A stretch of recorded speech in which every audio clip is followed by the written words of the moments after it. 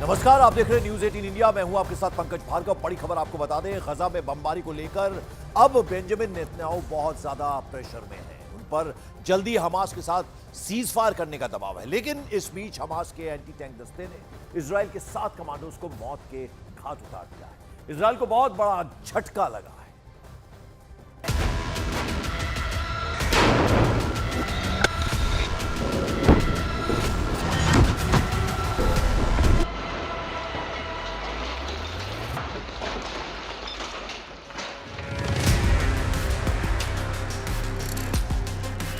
ऐसा ही वो एनकाउंटर था, ऐसे ही वो धमाके थे जिसने उत्तरी गजा में बेत हनून को हमास का हंटिंग ग्राउंड बना दिया है। इजराइल के सैनिक पॉइंट ब्लैंक रेंज से मारे जा रहे हैं। इसी ऑपरेशन में हमास ने इजराइल के 4 सैनिक एक साथ मार डाले। इन्हीं में शामिल था इजराइल का 19 साल का कमांडो याहाव मायन।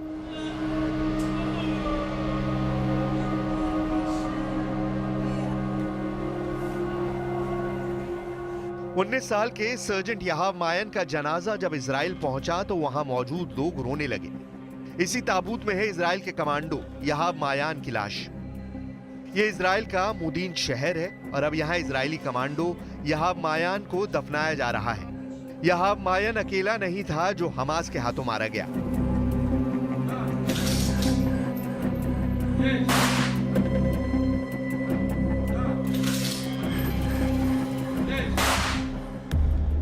हमास ने 2025 के पहले 12 दिनों के अंदर इजराइल के 7 कमांडो मार डाले हैं। 2025 की शुरुआत में ही हमास ने हाहाकार मचा दिया है। इजराइल के खिलाफ हमास ने निकाल लिया है जनवरी किलर। जनवरी की जंग में वोट डालेगा हमास। 19 साल के सर्जेंट याहाव मायन की मौत तब हुई जब वो हमास के बारूदी सुरंग वाले जाल में फंस गया।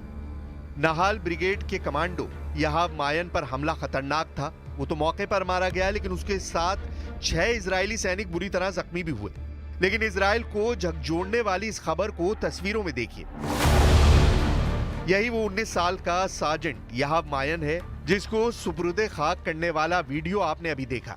मारे गए सैनिकों में 37 साल के सर्जेंट मेजर अलेक्जेंडर फेदोरेंको भी शामिल है। 21 साल के स्टाफ सर्जेंट डेनिला दायकोव को भी हमास ने मार डाला। इसके अलावा 19 साल के सर्जेंट अलियाव एस्टकर की भी मौत हो गई है। यार, חיים שלי, דובי שלי, אני עדיין לא מאמינה לאותה דפיקה אתמול בדלת שפיצחה את חיי לשניים.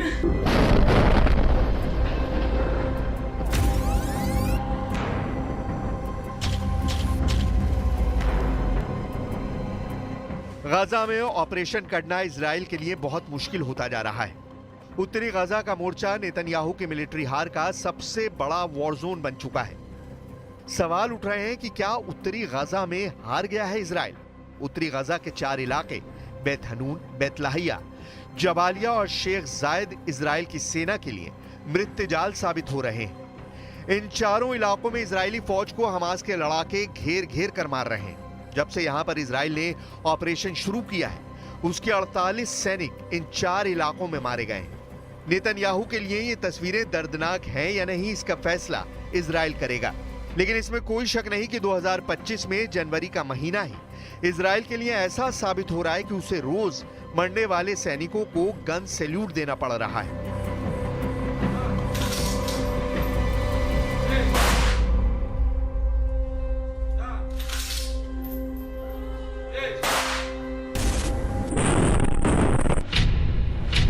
गजा की लड़ाई 500 दिन की होने जा रही है, लेकिन गजा में इजराइल की सेना बहुत मुश्किल में पड़ गई है और अब उत्तरी गजा से बाहर निकलने का ऑर्डर दिया जा रहा है। नेतन्याहू का जनरल नहीं चाहता कि उत्तरी गजा में इजरायली कमांडो फोर्स का और खून बहे। हालात ऐसे हैं कि इजराइल की सेना जिस गली में जा रही है वहां बम फट रहा है, जिस कोने से गुजर रही है वहां गोलियों की बौछार हो रही है। कब किस कोने से कितना बड़ा रॉकेट हमला होगा, ये सोचकर नेतन्याहू की फौज बहुत ज्यादा घबरा गई है। गजा में मरने वाले इजरायली सैनिकों की तादाद 400 के पार पहुंच चुकी है। यही वजह है कि उत्तरी गजा से इजराइल ने अपनी काफिर ब्रिगेड को वापस बुला लिया है। 64 दिन बाद उत्तरी गजा में इजराइल की काफिर ब्रिगेड फेल हो गई और अब इस ब्रिगेड को गजा से हटा लिया गया है।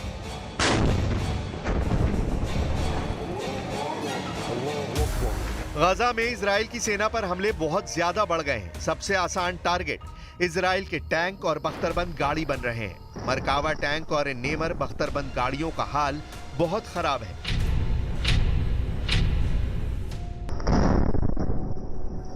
नेतन्याहू की ये फौलादी मशीन पैर रगड़ रगड़ कर दम तोड़ रही है।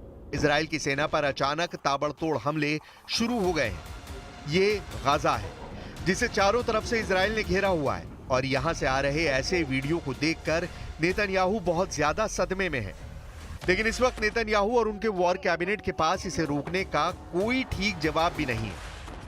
हालांकि बेनियामिन नेतन्याहू ने उत्तरी गाजा में मारे गए सैनिकों के लिए ट्वीट किया है और लिखा है कि इन सैनिकों ने अपनी मातृभूमि को बचाते हुए जान दी है। यह युद्ध इजराइल के अस्तित्व और सुरक्षा के लिए जरूरी है। הלחץ הצבאי מסכן את חיי החטופים. הלחץ הצבאי הרג והורג אותם. והלחץ הצבאי גם מסכן ופוגע בחיי חיילינו. המדיניות שמתעדפת את המשך הלחימה חייבת להתחלף במדיניות מצילת חיים ובמדיניות המחויבת להחזרת כל החטופים.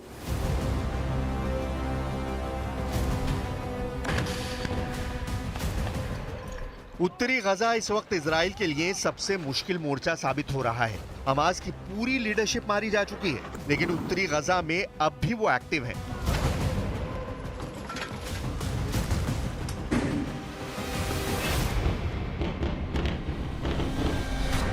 एक बार फिर समझिए उत्तरी गजा का मोर्चा। उत्तरी गजा के 4 इलाके बैत हनून, बैतलाहिया, जबालिया और शेख जायद इजराइल की सेना के लिए बड़ी मुसीबत बन गए हैं।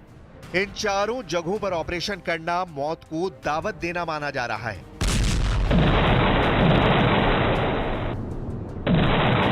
हाल यह है कि उत्तरी गजा में शिकारी खुद शिकार बन चुका है। उत्तरी गजा ही वो वॉर जोन है जहां इजराइल की फौज का सबसे ज्यादा शिकार किया जा रहा है। इससे पहले उत्तरी गजा में 3 और इजरायली कमांडो मारे जा चुके हैं।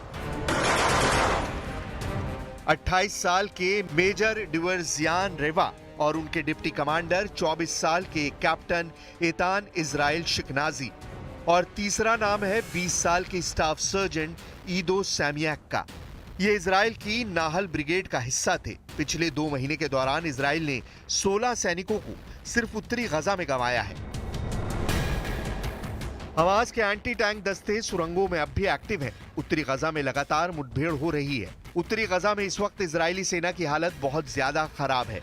लगातार हमलों के बीच नेतन्याहू बहुत ज्यादा प्रेशर में है, क्योंकि हमास के हमलों की वजह से इजराइल की सेना अब तक 402 सैनिकों के जनाजे उठा चुकी है।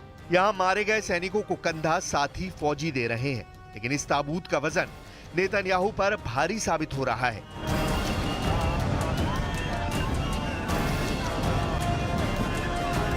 इजराइल की राजधानी तेल अवीव में लगातार नेतन्याहू के खिलाफ प्रदर्शन हो रहे हैं और नेतन्याहू के पास इन लोगों को जवाब देने के लिए कुछ भी नहीं है, क्योंकि इन लोगों की सिर्फ 2 मांग है। पहला ये कि युद्ध खत्म किया जाए और दूसरी ये कि युद्ध खत्म करके हमास से सभी बंधकों को रिहा कराया जाए। हमास की लीडरशिप खत्म करने के बावजूद इजराइल के पास कामयाबी दिखाने के लिए कुछ खास नहीं है। गजा पर इजराइल का पूरा कंट्रोल अभी तक नहीं हो पाया है, जबकि नेतन्याहू सीरिया में बफर जोन बनाने में लगे हैं।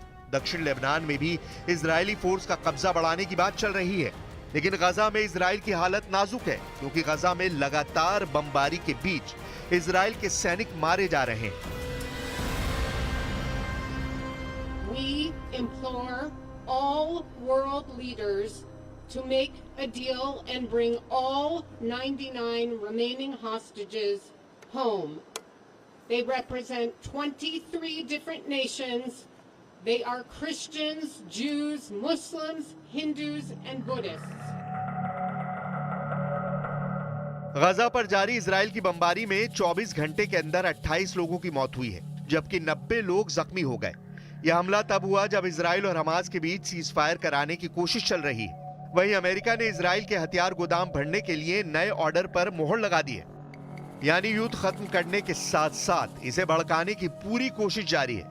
इस युद्ध में जारी इजरायली बमबारी में गजा में मरने वालों की तादाद 47,000 पहुंच चुकी है, जबकि 1,10,000 लोग घायल हुए हैं। जबकि इजराइल के करीब 100 बंधक अब भी हमास के कब्जे में हैं। यही वजह है कि नेतन्याहू इजरायली बंधकों को लेकर अपने घर में घिरे हुए हैं। वहीं फिलिस्तीन के एक डॉक्टर को लेकर पूरा इजराइल दुनिया में घिर चुका है। इजराइल की फौज ने गजा के एक डॉक्टर को अपने कब्जे में लिया हुआ है। फिलिस्तीनी डॉक्टर हुसाम अबू सफिया को बंदी बनाने पर इजराइल पर सवाल उठ रहे हैं कि गजा को पूरी तरह मिट्टी में मिलाने और सभी अस्पतालों को जमींदोज करने के बाद इजराइल अब गजा में चाहता क्या है। इजरायली बख्तरबंद गाड़ियों की तरफ बढ़ते ये सफेद कोट पहने शख्स है डॉक्टर हुसाम अबू सफिया। डॉक्टर सफिया को इजराइल ने बंदी बना लिया है। 51 वर्ष के डॉक्टर सफिया गजा के आखिरी बचे अस्पताल कमाल अदवान अस्पताल के निदेशक हैं। इन सब के बीच इजराइल ने जो युद्ध हमास को खत्म करने के लिए शुरू किया था वो अब भी एक्टिव है और जनवरी के युद्ध का हाल देखकर पता चलता है कि इजराइल की फोर्स बहुत ज्यादा प्रेशर में है। नेतन्याहू पूरे गजा पर कंट्रोल चाहते हैं, लेकिन उत्तरी गजा का मोर्चा ही इजरायली सेना के लिए मौत साबित हो रहा है। इजराइल की सेना अब भी गजा के ज्यादातर इलाकों में सीना चौड़ा करके पेट्रोलिंग नहीं कर सकती।